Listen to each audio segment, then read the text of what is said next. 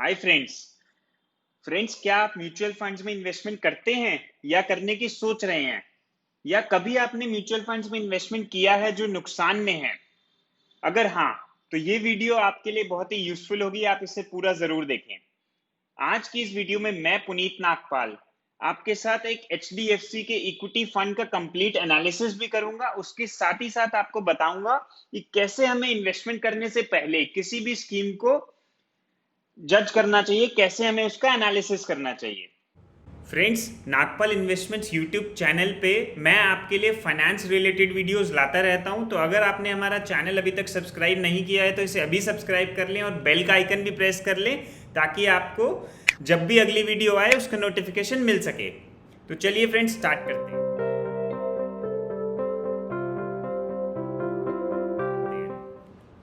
HDFC equity fund एक open ended fund है, यानी कभी भी हम इसमें इन्वेस्टमेंट कर सकते हैं और कभी भी इससे एग्जिट कर सकते हैं। ये एक इक्विटी स्कीम है, यानी हमारा पैसा जो है वो शेयर्स में इन्वेस्ट होता है।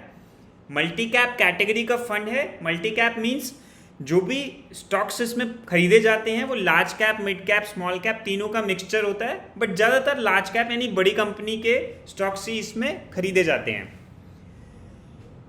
अब इसके बारे में और जान लेते हैं। अगर हम इसमें इन्वेस्टमेंट करना चाहते हैं तो कम से कम 5000 वन टाइम या मंथली 500 SIP से स्टार्ट कर सकते हैं।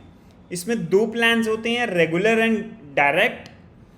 एक्सपेंस रेशियो की बात करें फ्रेंड्स, तो एक्सपेंस रेशियो का मतलब होता है कि कितनी मैनेजमेंट फीस म्यूचुअल फंड हमसे चार्ज करती है हमारा पैसे को मैनेज करने के लिए। रेगुलर प्लान में एक्सपेंस रेशियो है 1.93% और डायरेक्ट में 1.25%।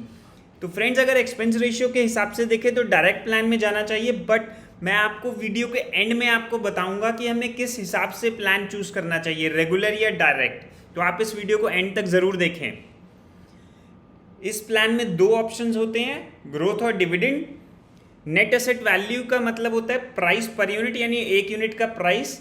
रेगुलर प्लान ग्रोथ ऑप्शन में जो NAV है वो है 544.8।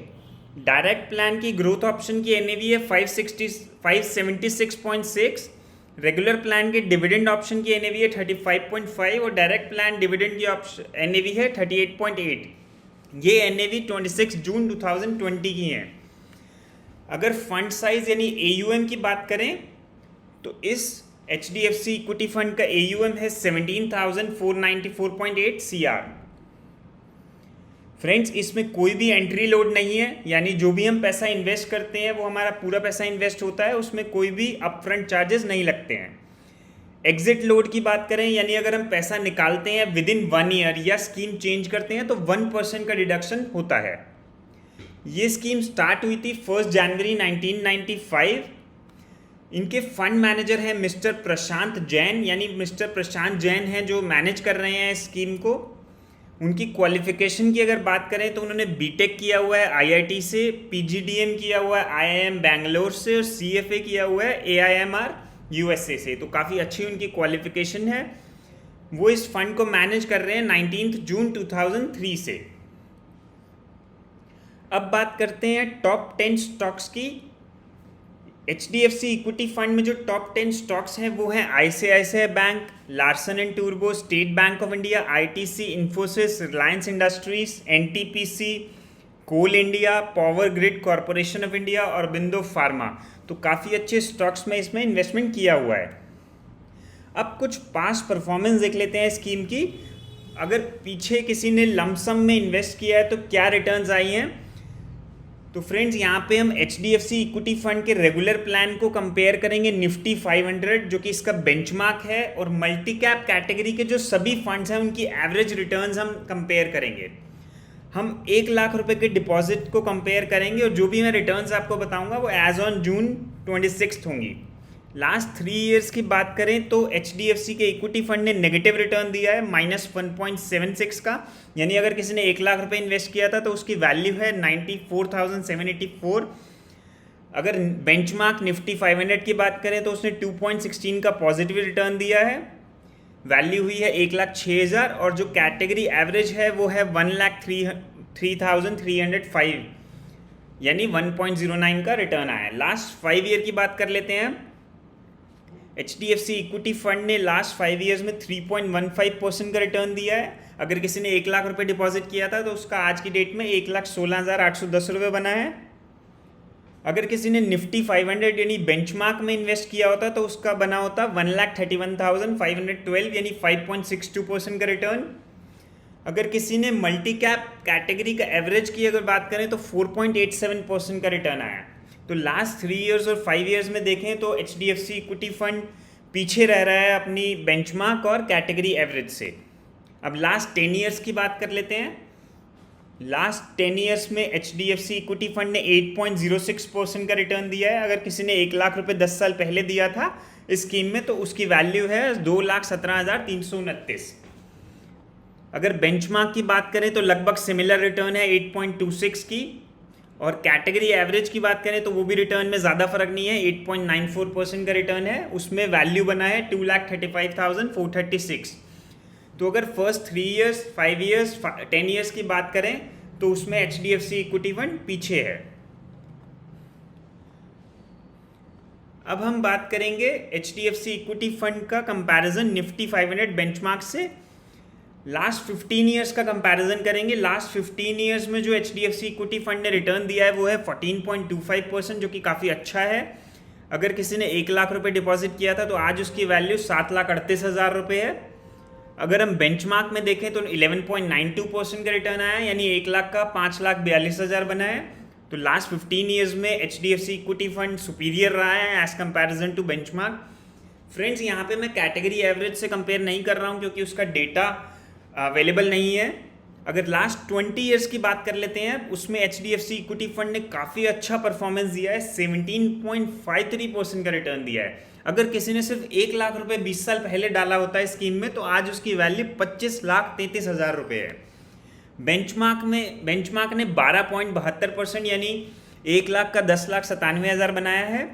और जब से ये स्कीम शुरू हुई है, यानी लगभग 25 साल 25.5 साल से ये स्कीम स्टार्ट हुई है, तो तब से इस स्कीम ने 17.29% यानी 1 लाख का 58,36,000 का कॉर्पस एक्यूमुलेट कर दिया है।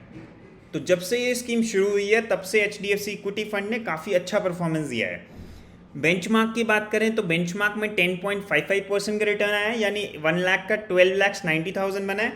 तो अगर हम लास्ट 15 ईयर्स 20 ईयर्स या सिंस इंसेप्शन की बात करें तो HDFC इक्विटी फंड ने काफ़ी गैप से अपने बेंचमार्क को बीट किया है। चलिए अब हम SIP के रिटर्न्स की बात कर लेते हैं। यहाँ पे भी हम HDFC इक्विटी फंड को निफ्टी 500 यानी बेंचमार्क से कंपेयर करेंगे। अगर किसी ने 10,000 पर मंथ डिपॉजिट किया है लास्ट 3 ईयर्स में तो नेगेटिव रिटर्न रही है HDFC इक्विटी फंड की, -7.78% की रिटर्न रही है, यानी वैल्यू बनी है 3,18,000, डिपॉजिट हुआ है 3,60,000। अगर बेंचमार्क की बात करें तो उसमें भी नेगेटिव रिटर्न रही है 2.63 की, यानी वैल्यू हुई है 3,45,000।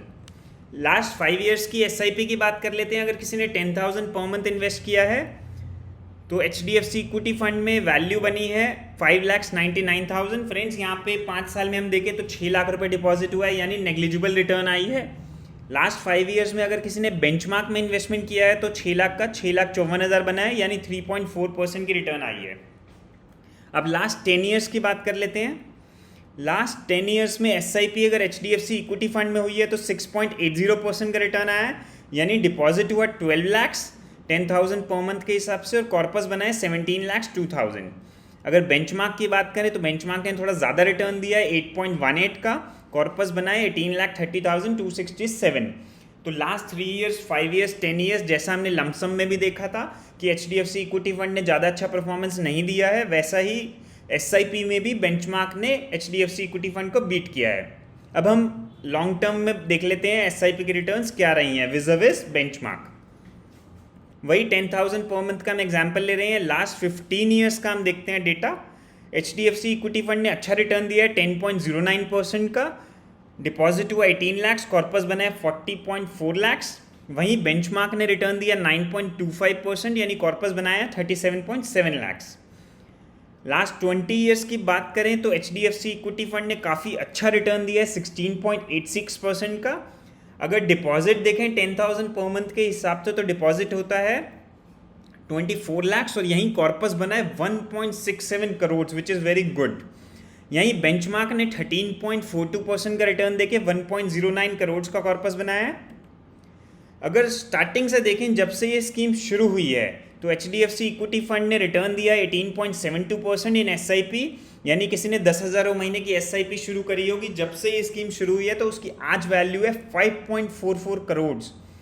फ्रेंड्स अगर डिपॉजिट अमाउंट देखें तो यहाँ पे अराउंड 30 लाख समथिंग डिपॉजिट हुआ है और रिटर्न आया है 5.44 करोड़। यहीं बेंचमार्क में किसी ने इन्वेस्ट किया है तो रिटर्न रहा है 12.66 और कॉर्पस बना है 1.99 करोड़। तो फ्रेंड्स यहाँ पे अगर देखें लास्ट 15 ईयर्स 20 ईयर्स या 25 ईयर्स में तो HDFC equity fund was far superior than is benchmark. तो फ्रेंड्स अगर आप लॉन्ग टर्म के लिए सोच रहे हैं तो रिटर्न्स HDFC इक्विटी फंड में बहुत ही अच्छा रहा है as comparison to its benchmark. But friends सिर्फ रिटर्न्स नहीं देखी जाती, हमें रिस्क पैरामीटर्स को भी एनालाइज करना ज़रूरी है। जैसा कि मैंने आपको स्टार्टिंग में बताया था कि हम रिटर्न्स तो देखेंगे ही पर कैसे किसी फंड को एनालाइज करें वो भी जानेंगे। तो अब कुछ रिस्क पैरामीटर्स पे बात करते हैं। सबसे पहले बात करते हैं स्टैंडर्ड डेविएशन की। स्टैंडर्ड डेविएशन का मतलब होता है कि किसी फंड में कितना रिस्क है, यानी कितनी वॉलेटिलिटी होगी उसमें। तो फ्रेंड्स जितना ज़्यादा स्टैंडर्ड डेविएशन होता है उतना ज़्यादा रिस्क होता है। तो यहाँ पे हम देख रहे हैं HDFC इक्विटी फंड का स्टैंडर्ड डेविएशन कैटेगरी के एवरेज से काफ़ी ज़्यादा है। यहाँ पे हम जो भी मल्टी कैप फंड्स हैं उसकी कैटेगरी के एवरेज से कंपेयर कर रहे हैं HDFC इक्विटी फंड को, तो वहाँ पे HDFC इक्विटी फंड का स्टैंडर्ड डेविएशन ज़्यादा है। अब बात करते हैं बीटा की। बीटा से पता लगता है कि कितनी वॉलेटिलिटी है फंड में एज कंपैरिजन टू मार्केट। तो अगर बीटा 1 से कम होता है तो इसका मतलब जो फंड है वो कम वॉलेटाइल है मार्केट से। तो यहाँ पे HDFC इक्विटी फंड का बीटा कम है 1 से 0.96 है, उस हिसाब से देखें तो ये ठीक है। बट कैटेगरी एवरेज से कंपेयर करें तो यहाँ पे बीटा हमारा ज़्यादा है, जो कि फिर एक अच्छा साइन नहीं है। अब बात कर लेते हैं शार्प रेशियो की। शार्प रेशियो से हमें पता लगता है कि रिस्क फ्री एसेट यानी FD जैसे प्रोडक्ट में अगर हम इन्वेस्ट करते तो कितना ज़्यादा हमें रिटर्न मिला है। तो यहाँ पे दोनों ही HDFC इक्विटी फंड और कैटेगरी का शार्प रेशियो नेगेटिव है, यानी हमें FD से मुकाबले कम रिटर्न मिला है। क्योंकि फ्रेंड्स ऐसा इसलिए भी है क्योंकि आप देख ही रहे हैं पिछले कुछ सालों 1-2 साल में ज़्यादा रिटर्न नहीं आया है म्यूचुअल फंड्स में, ना ही इंडेक्स में। मार्केट भी बहुत अच्छी परफॉर्म नहीं कर पाई है because of lockdown and other factors. तो उस वजह से ये हमारे जो पैरामीटर्स हैं वो अच्छे नहीं शो कर रहे। तो यहाँ भी HDFC इक्विटी फंड जो है काफ़ी अच्छा हमें नहीं दिख रहा है। अब बात करते हैं अल्फा की। अल्फा से हमें पता लगता है कि भाई बेंचमार्क यानी जो निफ्टी 500 इसका बेंचमार्क है उससे ज़्यादा कितनी रिटर्न हमें मिली है। तो यहाँ भी अल्फा जो है वो नेगेटिव है HDFC इक्विटी फंड और कैटेगरी एवरेज का। तो अगर बात करें तो यहाँ पे भी HDFC equity fund is not good as comparison to its average. तो फ्रेंड्स अगर ये सब हम फैक्टर्स देखते हैं तो अगर आप इस स्कीम में आ रहे हैं तो आपको बहुत लॉन्ग टर्म के लिए आप इन्वेस्ट कर रहे हैं तो ही अच्छा है। अगर आप 3 साल 5 साल 6 साल के लिए इन्वेस्ट करने की सोच रहे हैं तो मेरे ख्याल से ये फंड सूटेबल नहीं है। अगर आप 10 साल से ऊपर का टेन्योर के लिए सोच रहे हैं तो ये फंड अच्छा है। तो चलिए फ्रेंड्स, जैसे मैंने आपको शुरू में बताया था कि हमें कौन सा प्लान सेलेक्ट करना चाहिए, रेगुलर या डायरेक्ट, उसके बारे में मैं आपको वीडियो के एंड में बताऊंगा। तो वो बताने से पहले मैं आपको फाइनेंशियल एडवाइज़र जो है उससे एडवाइस लेने के क्या बेनिफिट्स होते हैं पहले हम वो डिस्कस करेंगे। देखिए, अगर हम फाइनेंशियल एडवाइज़र से एडवाइस लेते हैं तो सबसे पहले हमें गोल बेस्ड एडवाइस मिलती है, यानी हम किस लक्ष्य के लिए, किस गोल के लिए इन्वेस्टमेंट कर रहे हैं। बच्चे की शादी के लिए कर रहे हैं, उसकी पढ़ाई के लिए कर रहे हैं, अपने रिटायरमेंट के लिए कर रहे हैं, उस हिसाब से हम इन्वेस्टमेंट करते हैं और उस हिसाब से हमें एडवाइस मिलती है तो वो एक बेटर रहती है। क्योंकि फ्रेंड्स अगर हमारा कोई गोल ही नहीं है, मान लीजिए हमें पता ही नहीं कि हमें कहाँ जाना है, तो हम कैसे पहुँचेंगे। तो और सेकंड जो बेनिफिट मिलता है हमें किसी प्रोफेशनल फाइनेंशियल एडवाइज़र की एडवाइस लेने से, वो होता है रेगुलर पीरियोडिक रिव्यूज़। फ्रेंड्स अगर हम किसी एडवाइज़र से कंसल्ट करते हैं तो हर 6 महीने या साल में हम उससे अपना पोर्टफोलियो रिव्यू करवा सकते हैं। हमें कुछ चेंजेस करने की रिक्वायरमेंट है या नहीं वो देख सकते हैं, जो कि अगर कोई खुद डायरेक्ट इन्वेस्टमेंट कर रहा है तो कई बार ये चीज़ नहीं हो पाती है। और थर्ड बहुत ही इंपॉर्टेंट चीज़ जो एक फाइनेंशियल एडवाइज़र हमें प्रोवाइड करता है वो होता है emotional support. Friends mutual funds में या स्टॉक्स में हम इन्वेस्ट करते हैं तो वॉलेटिलिटी ज़रूर होती है, हमेशा होगी, ये इनहेरेंट है इस प्रोडक्ट का, यानी हमारा पैसा जो है वो लॉस में भी कभी ना कभी ज़रूर दिखेगा। तो ऐसे टाइम पे हमें कैसे अपने इमोशंस को कंट्रोल करना चाहिए और कैसे हम उस स्कीम से एकदम एग्जिट ना कर जाएं और नुकसान उठा लें, इसके लिए एक फाइनेंशियल एडवाइज़र का इम्पॉर्टेंस बढ़ जाती है। तो फ्रेंड्स, चाहे आप कोई भी प्लान सेलेक्ट करिए, रेगुलर या डायरेक्ट, बट मेरी ओपिनियन में जितना भी आपको अच्छी नॉलेज है, आपको एक प्रोफेशनल फाइनेंशियल एडवाइज़र की मदद हमेशा लेनी चाहिए। देखिए, जो भी डिफरेंस होता है रेगुलर और डायरेक्ट के एक्सपेंस रेशियो में, वही एक फाइनेंशियल एडवाइज़र की कमाई होती है। तो आप देख रहे होंगे इस स्कीम में भी लगभग 60-65 पैसे का डिफरेंस है, 0.6% का, जो कि रेगुलर और डायरेक्ट प्लान में है, और वही एक फाइनेंशियल एडवाइज़र की फ़ीस है। तो अगर हम रेगुलर प्लान में ना जाके डायरेक्ट में भी जाना चाहते हैं, तो हम उसको एक फाइनेंशियल एडवाइज़र को अपने फ़ीस प्रोवाइड करके हम ये भी ऑप्शन चूज़ कर सकते हैं। तो एंड में मैं यही कहना चाहूँगा कि हमें अगर नॉलेज 100% अच्छी नहीं है हमारे इस सेक्टर की, तो हमें एक प्रोफेशनल एडवाइज़र की मदद लेके ही इन्वेस्टमेंट करना चाहिए। तो फ्रेंड्स, आज के लिए बस इतना ही। मैं जल्दी आपके से दोबारा मिलूँगा एक और नई वीडियो के साथ।